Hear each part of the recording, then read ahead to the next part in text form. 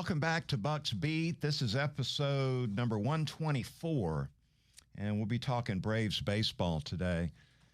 Got Mark Gubicza, the Los Angeles Angels TV color analyst, will be joining us here in just a moment as we talk about this Braves and Angels three-game series that gets underway here today. So currently, as the Braves start the series with L.A., the Angels, 11 games back in the East.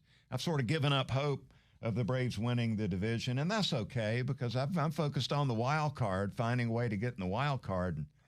As the Braves take the field here in Game 1 against the Angels, they're 7.5 games back in the wild card race. We've lost 2 of the last 3 series with a record of 4-10. So Braves continue to struggle, especially offensively, and it's really made it tough to watch for me. Just such high expectations coming into the season.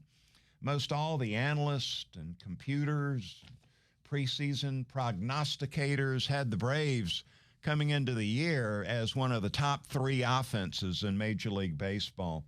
But they've struggled to score runs.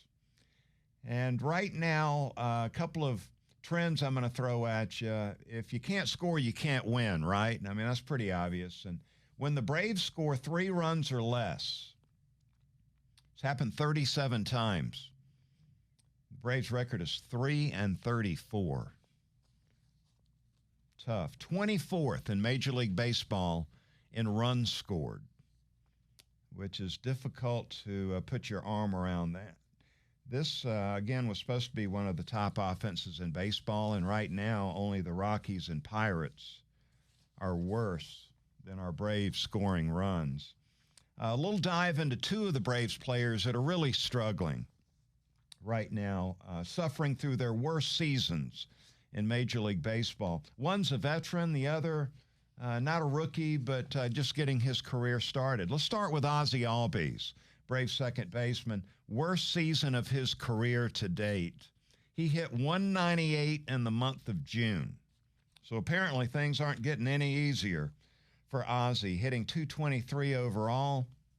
And when you take a look at his OPS, talking about on-base percentage plus slugging, one of these advanced analytic numbers, his OPS 70 points below his career average. For Ozzie Albies. His career looking like it could be at a crossroads, especially here in Atlanta. Is it the lingering wrist problem that he's had? Is that the problem? Is it the heavy bat? Reportedly, he swings the heaviest bat in the Braves lineup, in spite of the fact, other than the shortstop, he's the littlest player on the field. Now he's struggling hitting right-handed, which coming into this season was the strong side of him being a switch hitter. So really, Ozzie got to somehow find a way to flip the switch, get Ozzie back on track in the middle of the lineup producing. And it's been a tough first half watching Ozzie go through these struggles. The other player that's having a hard time, really difficult time right now, Michael Harris II. Not a rookie, not really a veteran, just getting his career started. He was expected by so many people in the game of baseball to have a breakout season this year, flashing some all-star caliber skills his first 2-3 years in the league. And a lot of people believing this would be a breakout season for Harris. It's been a nightmare. I mean, let's tell it like it is. Just an absolute nightmare. Just got benched against the Phillies. Got benched for 2 games out of the 3-game series. Things had gotten so bad that in that 4-game series against the Mets and the first game against the Phillies, Harris was 0 for 15 with 6 strikeouts.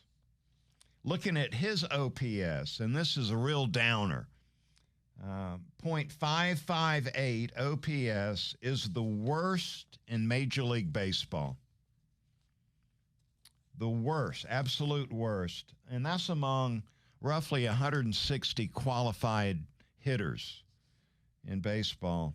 He is chasing, this is what drives me crazy with what's going on with Money Mike. He's chasing pitches out of the strike zone at a 42.3% rate. Chew on that for a second. He has not walked in 130 at-bats. Really difficult to believe. And let me tell you now, the scouting reports on these players from series to series in Major League Baseball, I mean, these are deep dives.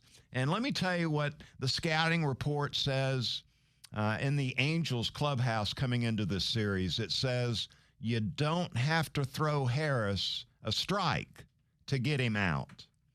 And that is a damning scouting report there. When a pitcher knows that he doesn't have to throw a pitch in the strike zone and still get you out, that to me is the worst possible scenario. I'm all for Snit putting him back in the lineup. I mean, Lord knows, we don't have anybody right now capable of stepping in center field and being even close to what Money Mike does defensively. But even offensively, there's not a really legit alternative. So I'm all for getting Harris back in there after 2 days on the bench. But I'll tell you what, if I was Snit, I would have a meeting with Michael Harris, and I would say, Mike, we got you back in the lineup. Game 1 against the Angels. We got you back in there. But for you to be in the lineup tomorrow in Game 2, you're going to have to walk at least once. Force him to take some pitches. Walk once, you're back in the lineup tomorrow. You don't walk, you're back on the bench. Somehow they've got to get through to Harris that you got to be swinging at pitches in the strike zone. And I'm not sure what else to do. They owe Harris $49 million through 2030. 2 underperforming players right now, part of the problem with the inability to score enough runs to win baseball games, Ozzie Albies and Michael Harris II. Got to get those 2 guys going. Let me bring on Angels. Let's start that one again. All right. Did you see Paul Bird doing this the other day? They showed it on air. Paul Bird's doing the sideline work, and it took him about 10 takes to get it right, and they showed this during the game. Boy, oh, man, that's so funny. Oh, man. Birdie. It's good to see him back out there. All right, here we go. Yeah, he's a good dude. All right, 3, 2, 1. Joining me now is Angels TV color analyst Mark Gubicza. Gooby, good to have you on, man. What's going on? Mark, it's always a pleasure to talk to you, my friend. And yeah, I'm just happy to be down here in Atlanta. I know it's a little warmer and maybe a little more humid than it is in California, but it's great to be down here. All right, so the Angels hit town 41-42, 2 games back on the wild card. What are these Braves fans going to see out of this ball club in the 3-game series? Well, I think it's a team that fights every day. Even if they've won a bunch of games, even falling behind early in the ball game. Their bullpen is much improved. Their young core of Zach Neto, Logan O'Hoppe, Nolan Shawnowell, Joe Adell, who had an incredible month of June. Mike Trout's back in the lineup, and he's helped out so tremendously with the young guys. We'll probably see Soler. You guys know him pretty well down there in Atlanta, back in the lineup real soon, maybe even today. There's a pretty good depth in the lineup. Starting pitching, the same 5 guys taking the ball every single turn, which is something you don't see in baseball anymore. So they've been playing pretty good. They had a tough loss the other day against the Nationals, but overall, for the most part, I think the team has played pretty well. It's the one guy we won't see is the manager, Ron Washington, who just made won so many fans over, people in our business and the media with his tenure here in Atlanta. This it's got us all thinking about Ron as the Angels hit town. Yeah, Buck, I'll tell you what, the team has, when you look at a team's personality, it's definitely Wash. I mean, the way he fights every day, the way he works every day, you could tell this the way these guys go about their business. Even the coaching staff, they do the same stuff, try to do as much as they could do, what Wash would be doing out there. And this, my many conversations, this, he's one of the all-time greats. I mean, he loves the game. He's passionate about the game. He wants his players to be the same way. He wants his coaching staff to be the same way. It's tough not having him here in the dugout, that's for sure. And I know he really, really wanted to come here to Atlanta, where he had so many friends, both on the team and in the stands watching the Braves. So it's a tough one for him, but hopefully everything's going to be better for him real soon, and we'll be able to see him at least out at the ballpark at some point. Fans will get to see Mike Trout. I believe the first time they'll have a chance to see him perform here in Atlanta. How would you describe the season he's having? Yeah, but it's kind of, in spring training, I mean, obviously he was making that move over the right field and DH role to be able to alleviate some of the strain on his body as a center fielder. Was hitting some home runs early on, and then just run down to first base, stepped on the bag, and it was basically bone on bone because he had meniscus surgery last year twice on his knee, and set him back for some time. But the other day, I think the most important thing was, he was a little bit late on his swing, but then he finally connected with a fastball and hit it out for a home run. It's really a last really good swing. So hopefully he carries it over. They're in a real tough stretch in the month of July. They have the Braves here, then they fly up to Toronto, then they go home to, Texas, Arizona, open up the second half against the Phillies, the Mets, and then they play Texas again along with Seattle. So it's a tough stretch they're in, but in the month of July. But, with Trouty being back in there, the way he's swinging, he's only 9 home runs away from 400 in his career. So hopefully gets to, like most power hitters, gets one of those stretches where he starts making good contact. Hey, give our fans an outsider's view of the Braves and the way they've struggled this year. As you observe what's going on here with the Braves, what are your thoughts? Yeah, I'm completely shocked. As a kid growing up in Philly, and I'm always keeping an eye on the Phillies and Braves because those teams, I don't think they like each other a whole lot. But, I look at them like, and they've been relatively healthy on the position players, especially with Acuna back in the lineup.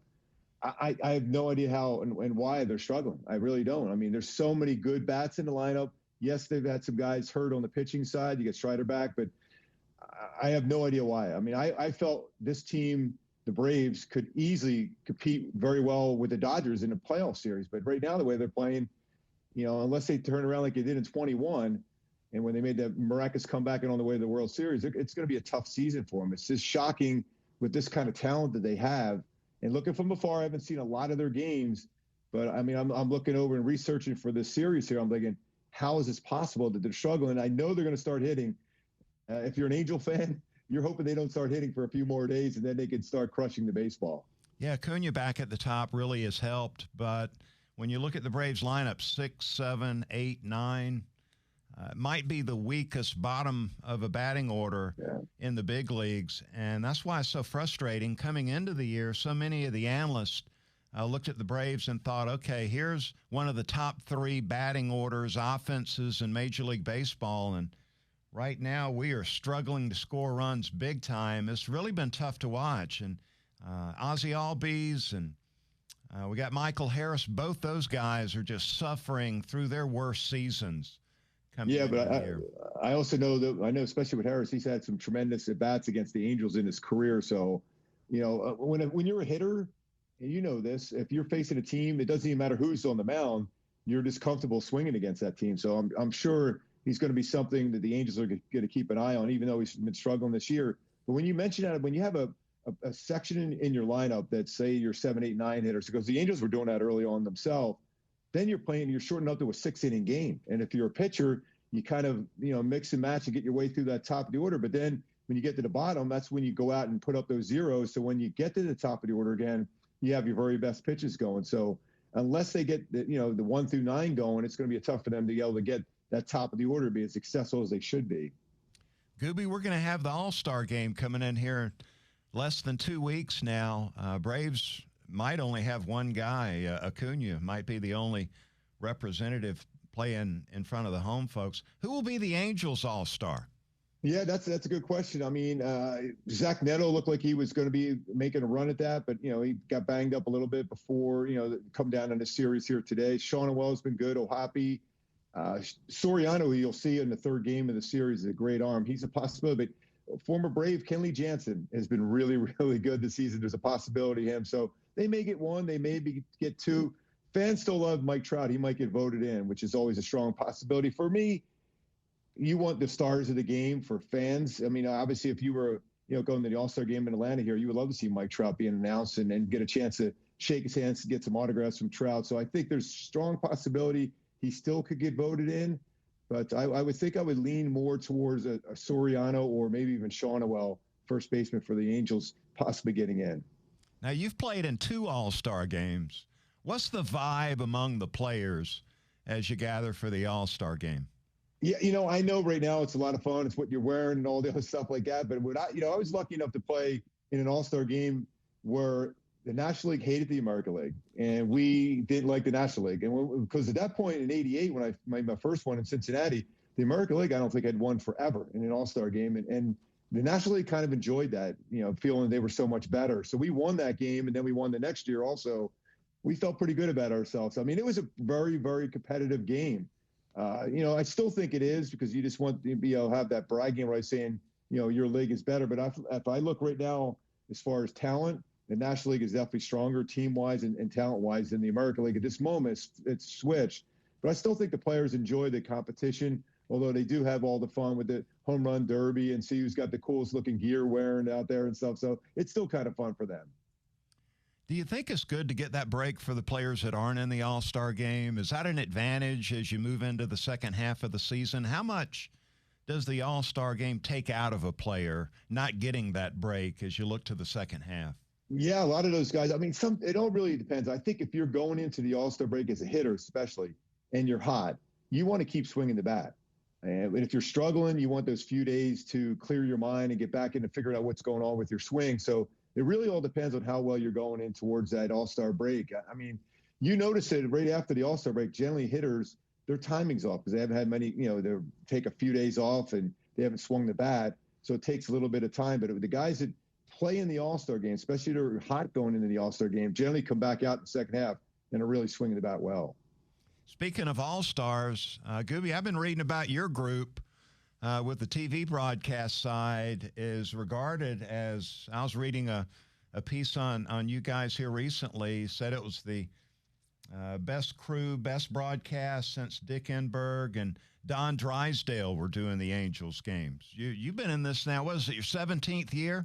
Well, this is 19 this year. 19. It'll be 19 and then going to pre and post. But I'll tell you, it's anytime your references with Dick Enberg and Don Drysdale, who I had many opportunities to talk pitching with over before he passed away. Same thing in conversation with Dick Enberg. I mean, to be in that same conversation and breath, it's pretty cool. Wayne Randazzo does a great job. Erica Weston does a fabulous job for us too. And then we have Matt Vasgersian does about 20 games with it, Patrick O'Neill. So it's a good group. We get along really well together, and the team's playing better. It's having fun. I mean, it's the luckiest job ever. Well, I shouldn't even say job. It's just the luckiest thing I get to continue my playing career into what I'm doing right now. How's the travel? Does that get to you?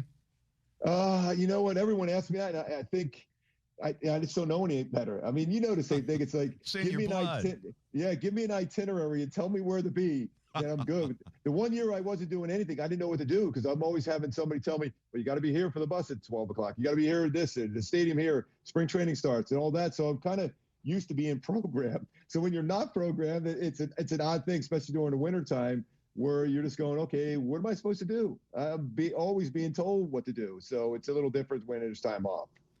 We've got Joe Simpson as a member of the Braves broadcast team. We're the home of the Braves here at 680 The Fan, and Joe's been a Braves broadcaster for a long time, Hall of Fame broadcaster here in Atlanta. Back in the day, he wore that Kansas City Royals uniform like you did, and his claim to fame, at least with me, is the George Brett pine tar incident against the Yankees, and Joe was the one out trying to hold George Brett back from charging the umpire there. That was an all-timer. That was all-time because I was with the organization, but I wasn't in the big leagues at that point. Joe and I have been friends forever. My first big league camp was '83 that year. And Joe was super cool. I mean, I know we're going to be talking here when I get to the stadium today. But George, I remember he said when he was running out to the home plate umpire, Tim McClellan, he was crazy. And all of a sudden, as he's getting closer, he says Tim McClellan seemed to be growing even more because he was like 6'7", 6'8". Home plate umpires are so. The rivalry between the Yankees and the Royals is still ongoing. They always talk about the Yankees, Red Sox, Dodgers, Giants, but being a Royal for those times and going against the Yankees, George Brett, all those playoff series, Hal McRae taking out Willie Randolph, George Brett fighting Craig Nettles in a playoff game, and neither one of them got thrown out of the game. There's a rivalry there. So there's always been some tension. And to see that and still hear George talk passionately about that, it's still pretty fun. Royals Hall of Famer, man. You hit the big time. You made it big time. Hey, one more thing before we leave. The complete game thing has really gone away in baseball. We had Swellenbach, our young pitcher, pitch a complete game here recently, and I believe you had 15 in 1988. In baseball, there's been 9 total, all in the National League this year. Yeah. The complete games, something you did very well, did often, that's gone away, man. What do you think about that? Yeah, I think part of it is position players would give me grief if I wasn't going 7, 8, 9 innings. So I think that's part of it. And that because position players, don't like us pitchers for whatever reason. And, we just know we need you to catch the ball and drive in runs for us to win. But my goal every single game was, to be honest with you, Buck, is I wanted to shake the catcher's hand. Because I was beating them up during the course of the game with breaking balls in the dirt, walking guys, hitting guys, wild pitches. But I wanted to be there and shake his hand at the end of the game. That was always my goal. And if I didn't, I always felt that I didn't do my job completely. I know giving the team a chance to win, number one goal, but my second goal was shaking the catcher's hand every time. Gooby, keep up the great work, man. We're tracking you all the way here in Atlanta and look forward to talking to you soon. Always great to catch up with Mark Gubicza. We actually played against each other in the minor leagues. Gooby was with the Royals in the Florida State League in Fort Myers. I was playing with the Expos in West Palm Beach, so we faced off a lot, the two teams, and got to face Gooby a couple of times, and I'm not sure how that turned out. I forget the numbers, but I knew that was a guy that had a shot to make it big in the big leagues, and that's exactly what he was able to do. Great guy. He actually considered coming to Georgia. Prior to the draft, his senior year in high school, made some visits and came to Georgia from his home in Philadelphia to check out the Georgia baseball program. So we were almost teammates at the college level. All right, the All-Star Game coming up in a few days here in Atlanta. We got to get Ronald Acuna Jr. as a starter in the All-Star Game. I know he's in the Home Run Derby, and that's going to be exciting, but he's got a shot. He needs your help. All right, we got to vote Ronald Acuna Jr. into the All-Star Game as a starter, and you're running out of time to be able to be a part of this. So I want to implore you Braves fans out in Braves country to go to MLB.com and vote. The deadline coming up later today as this podcast drops on Wednesday. So you got this final day to vote for Acuna. It'd be awesome to see him starting the All-Star Game here in Atlanta in front of the home folks at Truist Park. That's going to do it for this podcast. Join me a little later this week as we bring you another one. And remember, when the Braves don't play at 7, Buck Belue Show from 6 to 8 on 680 The Fan, and Saturday shows 9 to noon, also on The Fan.